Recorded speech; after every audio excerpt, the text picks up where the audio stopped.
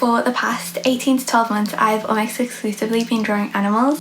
Noah's Ark would be full to the brim with the art that I have created, but not a single person or human has made it successfully from start to finish on my iPad, and I really need to fix that. So today we are essentially going to be making fan art of Jane Austen's Emma in order to limit the creative decisions I need to make and for once finish an illustration. I think it's got to a point, for me at least, where because I haven't drawn a person for so long, unlike with animals, I don't really have a process that I can fall back on, and so I keep reaching decision fatigue like halfway through the piece and just having to abandon it and call ship. I'm hoping today that by limiting the amount of creative decisions I have to make, I can enjoy the piece a little bit more and finish the piece. They're my only goals. That is my only hope for today's video. Emma is my favourite Jane Austen book slash film adaptation. I do love Pride and Prejudice, it's not that I don't love it. Anyway, I have 3 editions of Emma. Barnes & Noble edition, Wordsworth edition, the teeny tiny Macmillan edition. Today we are essentially going to make a 4th edition. This is going to be a really simple character illustration. We're not going to go too crazy, we're going to keep it simple and just have fun. If you have an illustration or something that you have been putting off getting back into drawing for a long time, it would be really cool if you draw it along with me. It does not have to be Emma or even human related, but we can face our fears together and hopefully have fun while we do it. But yeah, I hope you enjoyed today's video. I'm going to use Procreate to draw and I will talk you through all of my decisions as we go. Just to keep things really simple, I'm working on an A4 canvas set to 300 dpi and in a RGB colour space. I've already done my initial sketch on a separate layer and then lowered the opacity, and now I'm doing a colour study, which is where I just roughly block in the shapes of the illustration to see how the colours sit next to each other. I want the colours for this piece to be kind of like almost sickly sweet and there not to be a lot of contrast between them. I know at the moment it looks as though the skin and the dress kind of fade into each other, and I'm not too worried about that. My plan is to add Mr. Knightley to the bottom of the illustration, so I really want Emma's face and Mr. Knightley to be the main places that your attention is drawn to. When it comes to choosing the colour palette for an illustration, I generally just keep it really simple and pick 3 main colours to work around. If it's a more complicated piece, I might move up to 5, but never ever more than that. Now that I've finished the colour study, I'm moving on to blocking in the general shapes of the illustration, and this is the same process I kind of use when I'm working with animals. I just find it really helps. I do everything on separate layers, even so for the hands, for example, even though it's still skin, I do the face and the hands on completely separate layers because there'll be shadows or textures that I'll want on one that I don't want on the others. For some reason though, I was absolutely awful at remembering to name these layers. Please learn from my mistakes and make sure you correctly label your layers because I was getting so confused further on in this illustration. Now that all the shapes are blocked in, I'm going in with a layer on top of the skin, setting it to clip and mask and then multiply, and using the exact same colour to add some shadows. I don't want anything to be blended or to look realistic. I want the shadows to be like really harsh, quite graphic shapes for this illustration. At this point though, it does look very scary and it is a massive kind of trust the process sort of thing. I think once the line work's done, it starts to come together a little bit more. You do have to kind of just push through and hope for the best for a lot of the process when it comes to drawing people. I'm adding gloves and I know she should be in full gloves, but there is a scene at the end of the 2020 film and Emma wears fingerless gloves that I think about daily. And then black didn't really feel like the right choice for the eyes, it was way too harsh, so I just used the same colour that I had selected for the hat and darkened it slightly, and then used that same technique for the eyebrows, but instead of choosing the colour from the hat, I chose the colour from the hair, and then the mouth, same colour as the hat again. Same 3 colours, recycling them over and over and over again. The brush I'm using for all of this, and the brush I used for the initial sketch and the colour study, is called the dry ink brush. It's my favourite brush on Procreate, I use it for everything. It's not great for using colour drop because it's quite maybe bitty, it doesn't give a very solid border, so it's not great for that, but it's such a beautiful texture and it draws a bit like using a pencil.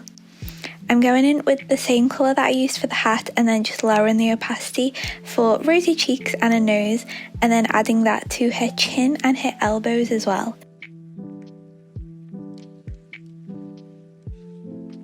Now I'm doing the line work for the rest of the illustration.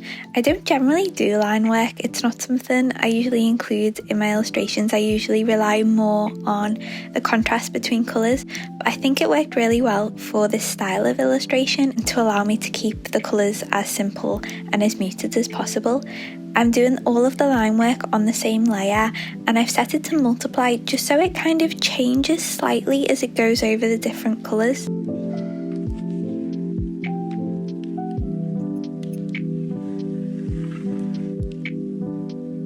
I go in a second and I erase those squiggles on her cheeks, but I really wish I'd kept them in because I think they're so playful. They weren't meant to stay there at all, they were just to remind me to add cheeks, but I think they look so sweet and fun. I did the ribbon so that the strings would kind of lay over her heart, and it was almost as if she's like playing with her own heartstrings. I feel like no one is going to infer that when they look at the illustration, but it was just a fun thing for me, really. Oh, there goes those squiggles. And then I'm going in with white set to screen and then lower the opacity slightly just to add highlights on top. I always think that is when the face kind of comes alive.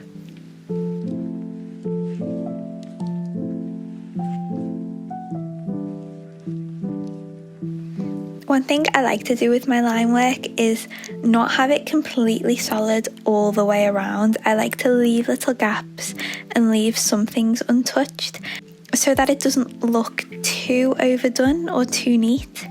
I'm adding a few final shadows and then I'm going back to the shapes we did in the very first step, and I'm using the multiplier layer and a texture brush just to add a kind of almost like papery texture to each of the layers. Kind of gives almost like a collage effect.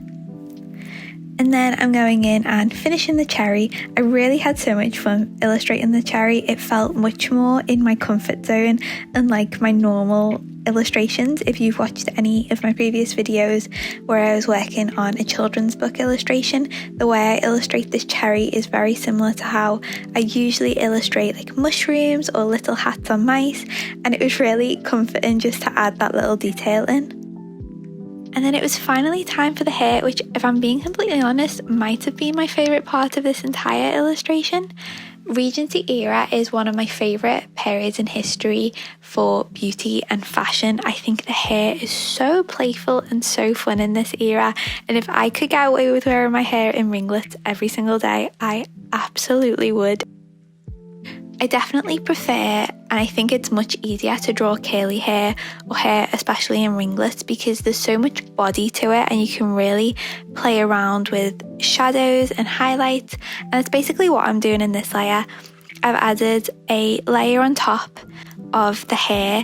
I'm using the chalk pen and I've set it to screen. I'm using thicker lines for the hair that's closest to the front of her head, and then thinner lines the further back into her hair that it gets, because the bigger highlights are going to be the ones that frame her face. For the hair, it is a lot of rubbing out and trying things again and trying things for a third time, but eventually it all does come together, and I think you just have to really trust the process and be playful with it and not overthink it. I think like each individual line isn't going to make or break the hair. It's when it all comes together, when the highlights are in and when the shadows are in, that it finally kind of falls into place. I put the layer set to multiply underneath the layer that's set to screen so that it almost acts as a shadow and really brings out the colours in the highlight layer. It felt really nostalgic doing this piece of hair and I couldn't figure out why, and then I realised it was because it reminds me so much of the way that Barbie's hair is illustrated in the Mycene Dolls collection, which were my favourite dolls ever growing up. I was so obsessed with them. I feel like it's no surprise that I was not cool enough to play with Bratz dolls.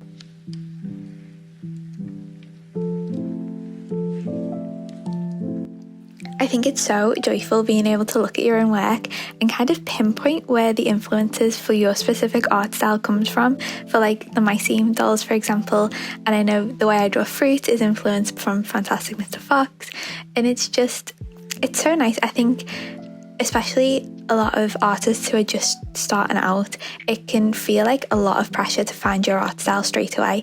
I don't think it really happens like that. I think you just have to draw the things that you love and it'll just find you. Like the pieces of yourself and the way you see the world is your art style. Like it's not something you have to kind of consciously curate. It will just happen and you can't put too much pressure on it, I think, otherwise it just gets really overwhelming.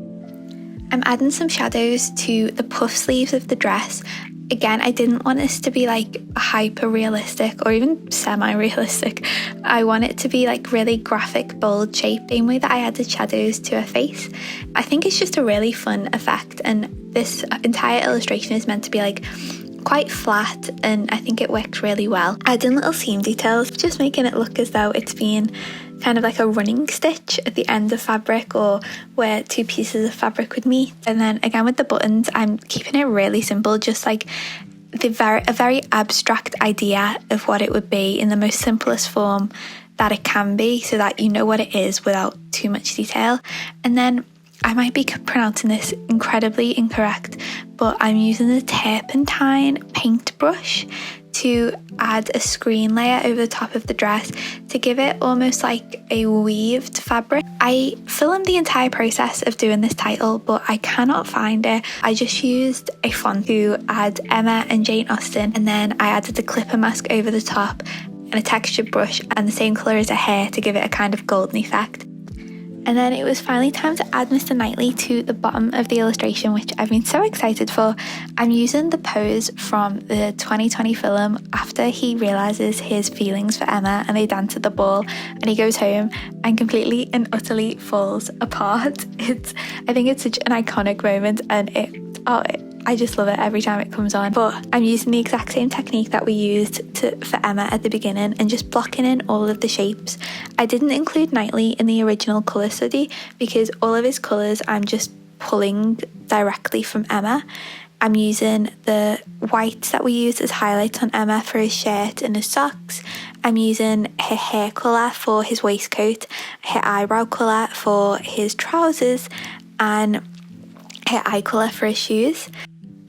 I'm keeping Knightley super simplified, mostly because he is a lot smaller than Emma, but also because Emma is still the main piece of the illustration, and although I want your attention to be drawn to Knightley, I don't want it to take too much attention away from Emma. Men's fashion for Regency era is so much fun, and I love it so much. I know this wasn't what most average men wore, but I really love Knightley's costume just as much as Emma's.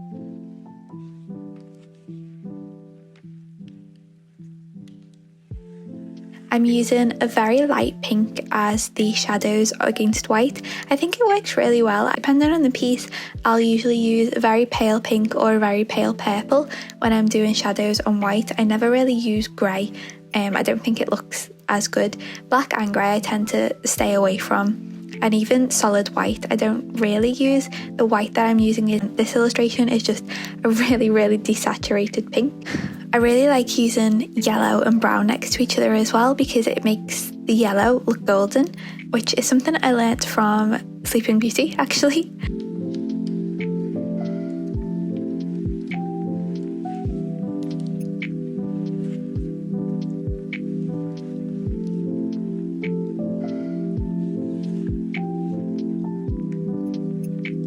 For Knightley's hair, just like Emma, it's very curly, so it was really easy just to focus more on the silhouette of it rather than trying to get it really detailed and neat. I'm using the same colour as Emma's dress to act as the floor that Knightley's lying on, and then adding a shadow for that as well, and then using shadows on his face and his hands to give more of a contrast to where the different parts of him are meeting. I'm going to go in a little bit and add some line work the same way we did with Emma, but this first just gives it a bit more like kind of a dynamic look. For Knightley, unlike Emma, I'm only using shadows on the hair just because his hair is a little bit darker and I don't want it to look as blonde. And again, just to keep it really simple.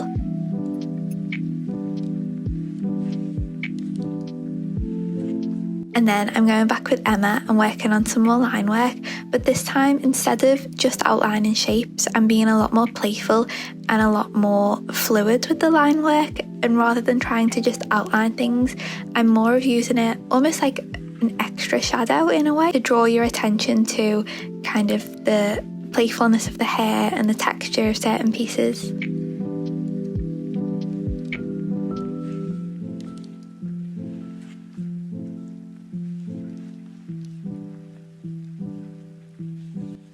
And then doing the exact same thing on Knightley in the exact same colour, on the exact same layer as well. Just so that it all ties together, and I'm trying to minimise the amount of layers I'm using whilst also having enough to allow me to keep things separate. I really love Knightley. I think he's one of my all-time favourite Austen characters. I feel like Mr. Darcy gets so much praise and so much hype, but Knightley is such an excellent communicator. He's so kind, he's so lovely. I know there's a big age gap between Emma and Knightley, and that's a discussion for another time, but I feel like, at least especially in the way they are portrayed in the film, they're very much equals and they complement each other so well. When I was looking at it overall, I realised I wanted to change some of Knightley's colours slightly, and so I decided to pull instead from Emma's hat for his trousers and a different part of her hair for his waistcoat. And then I used Photoshop to see what this would look like on an actual book, which I've never done before, and it was so much fun. I highly recommend.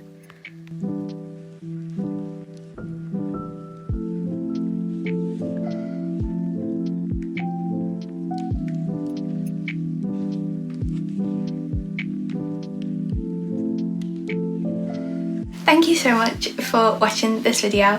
I am just so proud of myself for finishing a human illustration. I really didn't think I was going to do it. Honestly, when I filmed this intro, I thought I was going to have to come up with a new video idea for this week, but I'm so happy that I managed to finish it, and I had a really lovely time while I was drawing it as well.